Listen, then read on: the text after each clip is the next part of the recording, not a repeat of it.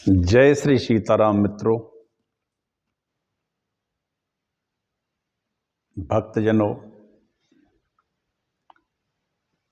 श्रद्धालु, श्रोता बंधुओं, श्रद्धालु, हमारी माताओं, मातृशक्ति,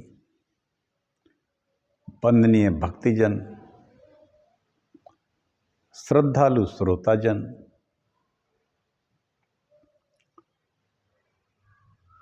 सभी को टीकमगढ़ मध्य प्रदेश से मैं डॉक्टर राजेंद्र मिश्रा सभी को प्रणाम करता। आज काफ़ी बीच में अंतराल हो गया है कथा को कहने में। कथा श्रीमद् देवी भागवत की चल रही है और जैसी माता जी की इच्छा होती है वैसे ही तो कह पाता हूँ। व्यवधान आते हैं बीच बीच में, इसलिए कथा की निरंतरता में विलंब हो गया। चलिए समय का सदुपयोग करते हुए हम कुछ कथा आगे बढ़ाते हैं। कथा चूँकि चौथे स्कंद के अंतिम चरण में है, थोड़ा सा मंगलाचरण करते हैं। मंगलाचरण सुनिए, बड़ा अच्छा है। इसके बाद कथा कहेंगे।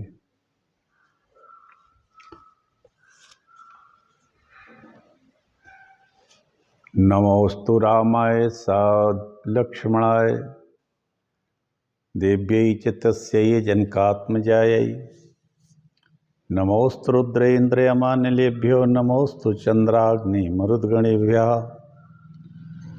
जग मंगल गुण ग्राम राम के दानी मुकुट धन धर्म धाम के जग मंगल भल काजु विचारा वेगिए नाथ न लाए वारा गंगा तरंग रमणीय जटाकलापम गौरी निरंतर विभूषित वाम भागम नारायण प्रिय मनंग मदापहारम वाराणसीपुर पतिम भज विश्वनाथम अच्युतम केशवम राम नारायणम कृष्ण दामोदरम वासुदेवम हरिम श्रीधरम माधवम गोपिका वल्लभम जानकी नायकम श्री रामचंद्रम भजे लेते सदा सुध दीन की सहज दया के धाम लेते सदा सुध दीन की सहज दया के धाम जननी जनक राजेंद्र के प्रभु श्री सीताराम जननी जनक राजेंद्र के प्रभु श्री सीताराम सियावर रामचंद्र की जय।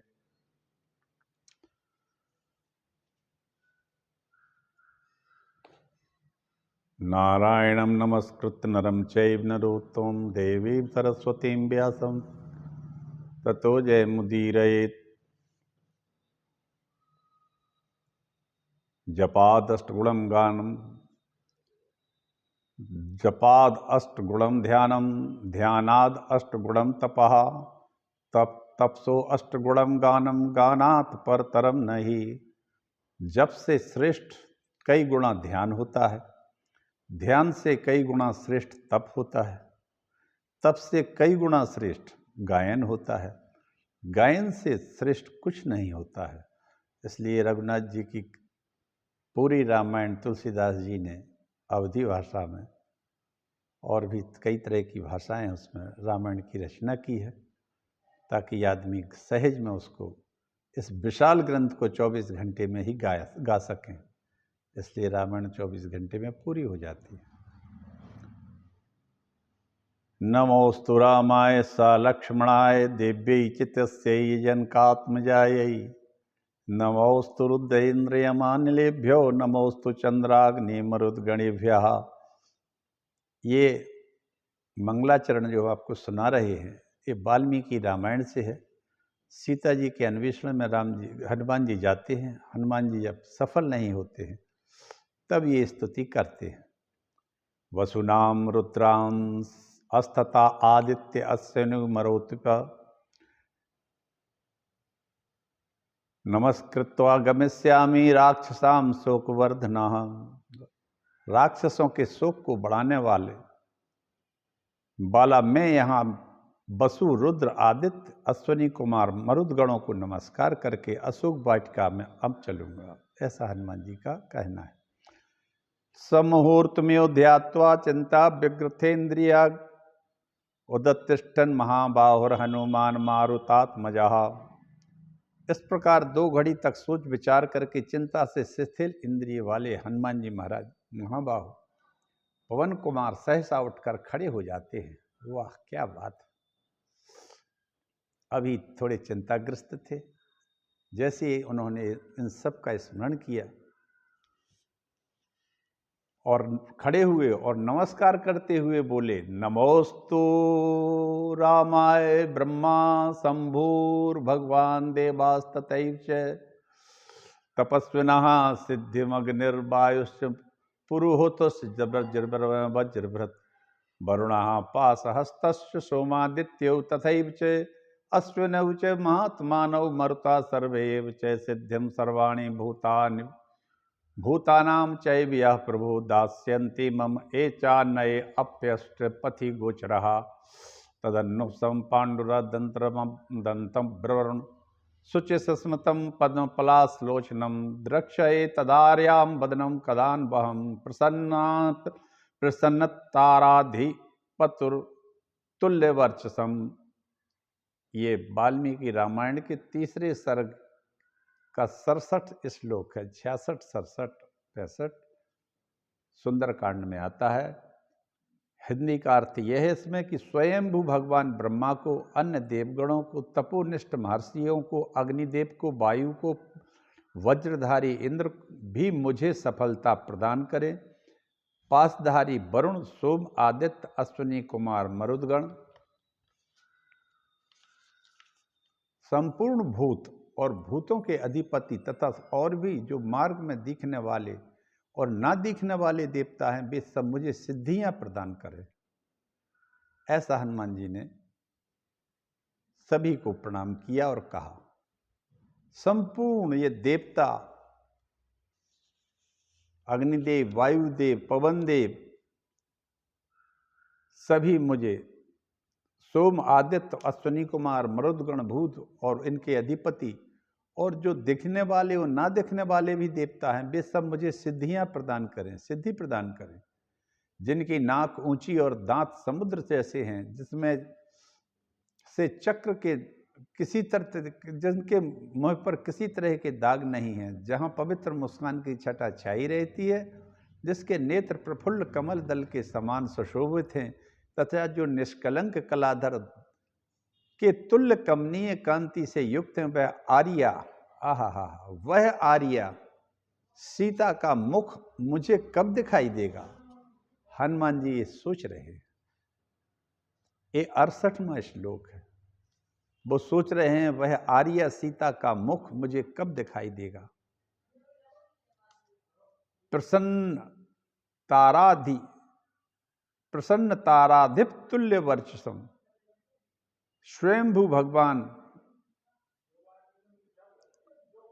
द्रक्षये तदारयान बदनम कदानम, कब दिखाई देगा।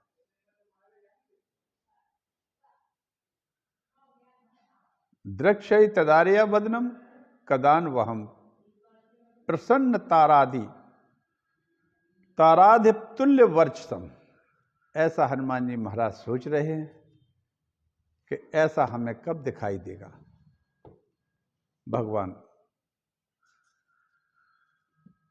ब्रह्मस्वम देवता प्रदम स्त्रीणाम बाल धनम चयत दत्तम हृदय भूया इष्टि सहब नश्यति। जो लोग ब्राह्मणों का धन, देवताओं का धन, द्रव्य, स्त्रियों का धन, बच्चों का धन खाते हैं या हारते हैं, वो पूरे परिवार के सहित, इष्टों के सहित उनका विनाश हो जाता है। ऐसा वाल्मीकि जी ने उत्तराखंड में लिखा हुआ है। इसलिए हमें कभी भी इस तरह के कार्य से बचना चाहिए, क्योंकि संसार में जितने संचय हैं उनका अंत निश्चित है उत्तान का पतन होता है, संयोग का वियोग हो जाता है और जीवन का अंत मरण है। और यह मरण प्रकृति का अकाट सत्य है, जीवन और मरण होना।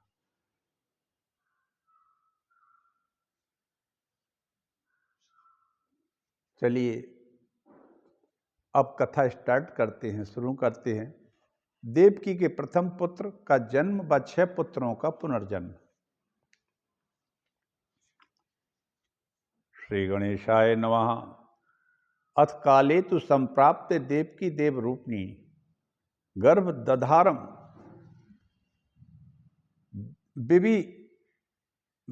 विधिवद्वत् वसुदेवेन संगता। अथ काले तु संप्राप्ते देवकी देव रूपिणी, देवकी देव रूपिणी गर्भम दधार विधि बद वसुदेवेन संगता। व्यास जी कहते हैं, हे राजन, इसके बाद समय आने पर देवस स्वरूपिणी देवकी ने वसुदेव के संयोग से विधिवत गर्भ धारण किया। कथा व्यास जी की और जन्मेजय के बीच चल रही है। व्यास जी जन्मेजय जो परीक्षित के पुत्र हैं उनके बीच में चल रही। पूर्णे 10वें मासे शुशुवे सुतमुत्तमम रूपावय संपन्नम देवकी प्रथमम यदा। 10वां माह पूर्ण होने पर जब देवकी ने अत्यंत रूप संपन्न और सुडौल अंगों वाले अत्युत्तम प्रथम पुत्र को जन्म दिया, तब सत्य प्रतिज्ञा से बंधे हुए महाभाग वसुदेव ने होनहार से विवश होकर देव माता देवकी से कहा, तदाहम वसुदेवस्ताम सत्यवाक्या अनुमोदितः भावित्वाच महाभागो देवकीम देव मातरम। हे सुंदरी, अपने सभी पुत्र कंस को अर्पित कर देने की मेरी प्रतिज्ञा को तुम अब भली भांति जानती हो। हे महाभागे, उस समय इसी प्रतिज्ञा के द्वारा मैंने तुम्हें कंस से मुक्त कराया था। अतएव सुंदर केशवाली, मैं यह पुत्र तुम्हारे चचेरे भाई कंस को अर्पित कर रहा हूँ। जब दुष्ट कंस अपने प्रारब्ध विनाश के लिए उद्यत ही है तो तुम कर ही क्या सकोगे। अब जब कंस अपने मरने के लिए, अपने संपूर्ण विनाश के लिए ही उद्यत है, तो हम उसको क्या कर सकते हैं। इसलिए जैसी मैंने प्रतिज्ञा उससे की थी, वो उसमें तुम्हें साथ देना चाहिए। जब दुष्ट कंस अपने प्रारब्ध विनाश के लिए ही उद्यत है। देखो भाई, ये कंस की कथा तो चल रही है, यहाँ हर व्यक्ति की कंस की कथा है। यहाँ एक आध कंस नहीं है। अब तो इस पृथ्वी पर कंस ही कंस दिखाई दे रहे हैं, क्योंकि वो तो अपने मरने के लिए कई तरह की व्यवस्थाएं कर रहा है। दूसरे को तो मारते ही हैं, जो खुद भी मरते हैं बुरी तरह से, और कंस उसका एक प्रतीक मात्र है। आज हम सामाजिक स्थिति देख रहे हैं जो, उसमें ऐसे ही स्थितियां अब दिखाई पड़ने लगी। लगता कलयुग अपने पूर्णता की ओर बढ़ रहा है। अद्भुत कर्मों का परिणाम आत्मज्ञान से रहित है, प्राणियों के लिए दुर्गेय है। काल के पास में बंधे हुए समस्त जीवों को अपने द्वारा किए गए शुभ और अशुभ कर्मों का फल निश्चित रूप से भोगना पड़ता है। प्रत्येक जीव का प्रारब्ध निश्चित रूप से विधि के द्वारा ही निर्मित है। वाह, क्या बात है। अद्भुत कर्मों का परिणाम आत्मज्ञान से रहित प्राणियों के लिए दुर्गेय है। काल के पास में बंधे हुए समस्त जीवों को अपने द्वारा किए गए शुभ और अशुभ कर्मों का फल निश्चित रूप से भोगना पड़ता है। प्रत्येक जीव का प्रारब्ध निश्चित है रूप से विधि के द्वारा ही निर्मित है। देवकी बोली, स्वामिन पूर्वम कृतम कर्मम भोक्तव्यम सर्वथा निर्भय। स्वामिन पूर्व कृतम कर्मम भोक्तव्यम सर्वथा निर्भय। तीर्थयास्तपोभिर्दानैर्वां किमयां ते क्षयं हि तत् लिखितो धर्मशास्त्रेषु प्रायश्चित विधिर्निर्प। देवकी कहती हैं वसुदेव जी से कि हे स्वामिन, मनुष्यों को अपने पूर्व जन्म में किए गए कर्मों का फल भोगना ही पड़ता है, किंतु क्या तीर्थाटन से, तपस्या करने से, दान से वह कर्म फल नष्ट नहीं हो सकता। हे महाराज, पूर्व अर्जित पापों के विनाश के लिए महात्माओं ने धर्मशास्त्रों में तो नानाविध प्रायश्चित के विधान का भी उल्लेख किया है। देवकी जी कहती हैं वसुदेव जी से कि अपने कर्मों का फल तीर्थाटन से, तपस्या करने से, दान आदि करने से क्या हम अपने अपने प्रारब्ध को, जो हमारा प्रारब्ध गलत है, क्या हम अपने उस कष्ट के प्रारब्ध को, कष्ट रूपी प्रारब्ध को पलट नहीं सकते? द्वादशाब्द व्रते चीर्णे शुद्धिम याति अस्ततः मानवादिभिर्यथोष्टम प्रायश्चितम विधानतः। ब्रह्म हत्या करने वाला, स्वर्ण की चोरी करने वाला, सुरापान करने वाला, गुरु पत्नी के साथ व्यभिचार करने वाला महापापी भी 12 वर्षों का व्रत का अनुष्ठान कर लेने पर शुद्ध हो जाता है। मित्रों, ये 5 महापाप होते हैं। 5 महापाप इतने महापाप हैं ये कि इनसे मुक्ति पाने में बहुत समय लग जाता है, कई युग बीत जाते हैं। सबसे पहला पाप है मदिरापान, दूसरा है ब्रह्म हत्या करने वाला, तीसरा चोरी करने वाला, और व्यभिचार करने वाला, तथा 5वां है सबसे बड़ा विश्वासघाती। ये 5 महापाप, पंच महापाप शास्त्रों में वर्णित हैं और आज हम देख रहे हैं यही 5 पाप सर्वाधिक व्याप्त हो गए हैं कलयुग में। मदिरापान डगडग पर हो रहा है, व्यभिचार डगडग पर हो रहा है, चोरी भ्रष्टाचार के रूप में हर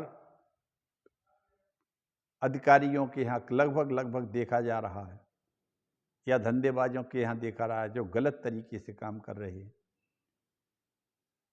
तो 5 महापाप जो हैं संसार में, उसमें एक मदिरापान, एक स्वर्ण का चोरी करने वाला, एक ब्रह्म हत्यारा, एक व्यभिचार करने वाला और एक विश्वासघाती।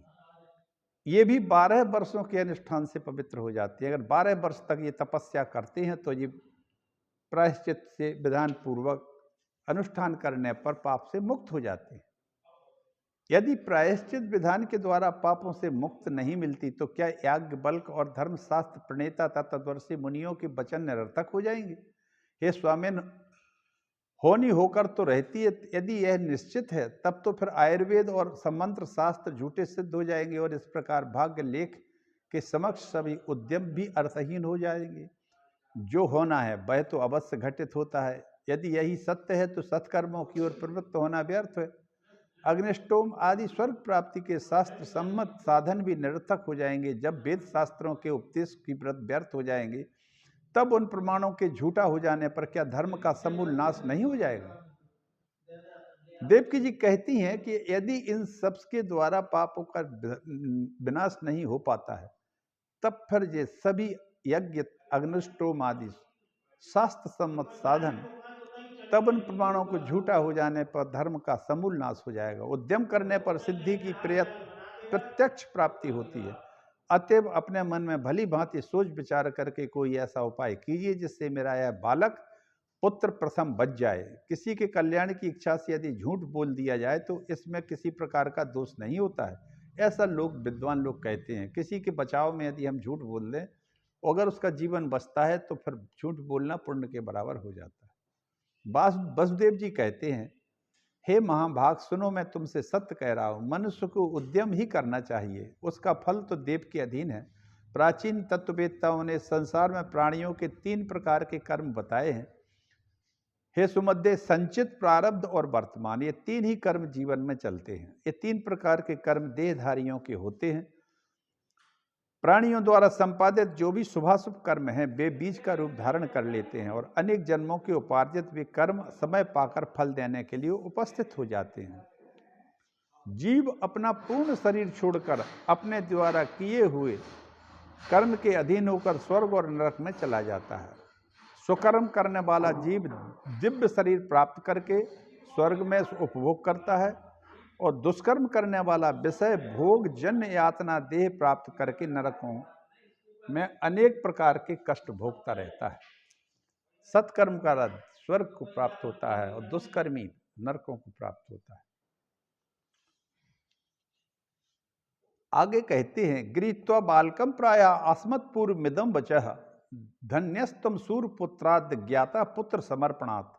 हे सूरसेन तनय, आप धन्य हैं, आज आपने जो पुत्र मुझे ला कर दिया है, इससे मैं आपकी सत्य की बाध्यता की सराहना करता हूँ। व्यास जी कहते हैं देवकी ने जब पहला पुत्र जन्म दिया, अपनी सत्य प्रतिज्ञा के अनुसार वसुदेव जी ने देवकी को अनेक प्रकार से समझाया और पुत्र को लेकर कंस के दरबार में चले गए। रास्ते में नगर के पुरुष वसुदेव जी की प्रशंसा करने लगे। कंस ने कहा, मेरा काल तो 8वां बालक है, आप मुझे देवकी के 8वें बालक को दे देना।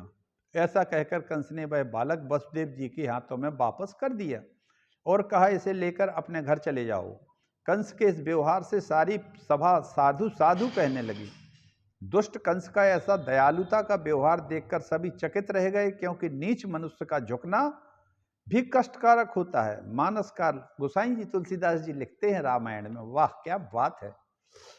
नवन नीच के अति दुखदाई, नवन नीच के अति दुखदाई, जिम अंकुश धनु बिरग बिलाई। अंकुश जितना झुकता है उतना ज्यादा घाव करता है, धनुष जितना झुकता है उतना तीर उतना ही दूर जाता है, सर्प जितना फन पीछे की ओर करता है उतना ही तेज विष फैलाता है, और बिल्ली जितनी पीछे से झुककर छलांग लगाती उतनी दूर चली जाती है। नवन नीच के अति दुखदाई, जब एक निकृष्ट नीच दुष्ट व्यक्ति झुकता है तो समझ लो कि ये और ज्यादा घाव कर रहा है। तो उसी समय दरबार में नारद जी आते हैं और कंस से सारा हाल जानकर कहते हैं कि कंस, आप शुभ और अशुभ राजनीति को नहीं जानते। अपना कल्याण चाहने वाला वीर छोटे शत्रु के प्रति भी सावधान रहता है। मैंने देवताओं की सभा में सुना है कि दुष्टों को नष्ट करने के लिए विष्णु भगवान देवकी के अवतार ग्रहण ले रहे हैं।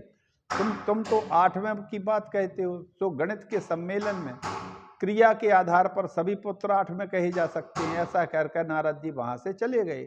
तदनंतर कंस ने उस बालक को मंगाकर पत्थर पर दे मारा और मारकर उसको मार डाला, पटक दिया पत्थर पर। जन्मेजय जी कहते हैं, हे पितामह, उस बालक ने ऐसा कौन सा पाप किया था जिसके कारण दुष्ट कंस के द्वारा मारा गया। देवर्षि नारद ने कंस को बाल हत्या के निमित्त क्यों प्रेरित किया, आप मेरे संदेह को दूर करें। व्यास जी कहते हैं, नारहा क्रौतक प्रेक्षी सर्वदा कलह प्रिया, देव कार्यार्थ मांगत सर्वमेतच्चकारहा। व्यास जी कहने लगे, हे नारद, नारद जी को कौतुक करना, कलह करना तो प्रिय है, अतः देवताओं के कार्य साधन को ही यह काम किया था उन्होंने। नारद जी कलह कराते हैं और देवों का हित करते हैं, भक्तों को प्रभु का दर्शन हो ऐसा ही क्रिया करते हैं। तो राजन, अब मैं आपको उनके पाप को बतलाता हूं कि ये 6 पुत्र क्यों मारे गए थे। स्वयंभू मनवंतर में मरीचि की भार्या उर्णा, एक महर्षि मरीचि हुए हैं। मरीचि, इनकी पत्नी का नाम था उर्णा। इनके गर्भ से 6 अत्यंत बलशाली पुत्र पैदा हुए। एक बार ब्रह्मा जी अपनी पुत्री सरस्वती के साथ उद्यत हो गए थे, तब ये हंस पड़े थे। तब ब्रह्मा ने इनको दैत्य योनि में जन्म लेने के श्राप दे दिया था। तब ये 6 पुत्र कालनेमी के पुत्रों के रूप में उत्पन्न हुए। हे राजन, अगले जन्म में हिरण्यकशिपु के पुत्र हुए, लेकिन उनका पूर्व ज्ञान बना हुआ था। वह इस बात जिस कारण से उनको श्राप दिया था, उन्होंने तप किया। ब्रह्मा जी कहने लगे, मैंने तुमको श्राप तो दे दिया है, अब तुम्हारी तपस्या से भी मैं प्रसन्न हूँ, वरदान मांग लो। तब बालकों ने कहा, हे ब्रह्मदेव, आप हमारे तप से प्रसन्न अगर हैं तो हमें वरदान दें कि हम देवता से, नाग से, गंधर्व से, मानवों के द्वारा ना मारे जाएं। तब ब्रह्मा जी ने तथास्तु कह दिया। वे सभी, जब यह समाचार हिरण्यकशिपु ने सुना तो अपने पुत्रों से कहा कि तुमने वरदान मांगकर मेरा अपमान किया है, अब मैं तुम्हें त्याग देता हूँ, तुम पाताल लोक को चले जाओ। पृथ्वी पर जब तुम षडगर्भ नाम से विख्यात होगे, पाताल में वर्षों तक निद्रा के वशीभूत रहोगे, तत्पश्चात तुम क्रम से प्रतिवर्ष देवकी के गर्भ से उत्पन्न होते रहोगे और पूर्व जन्म का तुम्हारा पिता कालनेमी, जो उस समय कंस के नाम से उत्पन्न होगा, वह क्रूर कंस तुमको पैदा होते ही मारता जाएगा। देखिए कैसी विचित्र बात है। यह कंस अपने ही बच्चों को मार रहा था। ये 6 बच्चे जो थे, ये कंस के ही पुत्र थे, जो देवकी के गर्भ से पैदा हुए थे। अब यह कालनेमी कंस बना था। यह पुत्र जो थे ये देवकी के गर्भ में क्रम से आते गए और कंस इनको मारता गया। मित्रों, आप लोगों को इस बात का ध्यान होना चाहिए कि देवी भागवत में कई समस्याओं का समाधान किया गया है। मातृशक्ति सर्वश्रेष्ठ होती है और यह देवी भागवत सबको सुनना चाहिए। जिसका भाग्य हो वही सुन पाता है देवी भागवत। क्यों? ये मातृशक्ति है, ब्रह्म शक्ति है और एक माता 100 गुरुओं से बढ़कर होती है। इस तरह से कंस ने एक एक करके अपने ही पूर्व जन्म के 6 पुत्रों को मार डाला। व्यास जी कहते हैं, राजन, इस प्रकार वे 6 देवकी के गर्भ में आते गए और कंस उनको मारता गया। जब 7वें गर्भ में शेषनाग के अंशावतार बलभद्र जी आए, तत्पश्चात योग माया ने योग बल से उस गर्भ को रोहिणी के गर्भ में स्थापित कर दिया। उधर गर्भपात का समाचार सुनकर कंस बहुत प्रसन्न हो गया। समय के अंतराल से देवताओं के कार्य साधन करने के लिए भगवान देवकी के 8वें गर्भ में आते हैं। राजा कहते हैं, वसुदेवा कश्यपांसः शेषांश तदाभवत्। राजा कहने लगे, मुने, आपने यह तो बता दिया कि वसुदेव जी कश्यप के अंशावतार थे। उनके यहाँ शेषनाग और भगवान विष्णु अपने अपने अंशों से उत्पन्न हुए। अब आप कृपा करके अन्य देवताओं के अंश के अवतारों को भी बताने की कृपा करें। मित्रों, आज मैं अपनी कथा को यहीं समाप्त करता हूँ, विराम देता हूँ। आगे की कथा हम आगे कहेंगे, कल करेंगे। कथा में आज यहीं विश्राम देता हूँ। इसी के साथ मैं अपनी वाणी को विराम देता हूँ और आप सबको प्रणाम करता हूँ। हर हर महादेव, हर हर महाकाल। माता जगदम्बा पार्वती आप सबका कल्याण करें। इस तरह ये चतुर्थ स्कंध धीरे धीरे आगे बढ़ रहा है। आगे की कथा और कहेंगे। इस तरह से 6 पुत्र देव के गर्भ में आते हैं और कंस के द्वारा मारे जाते हैं।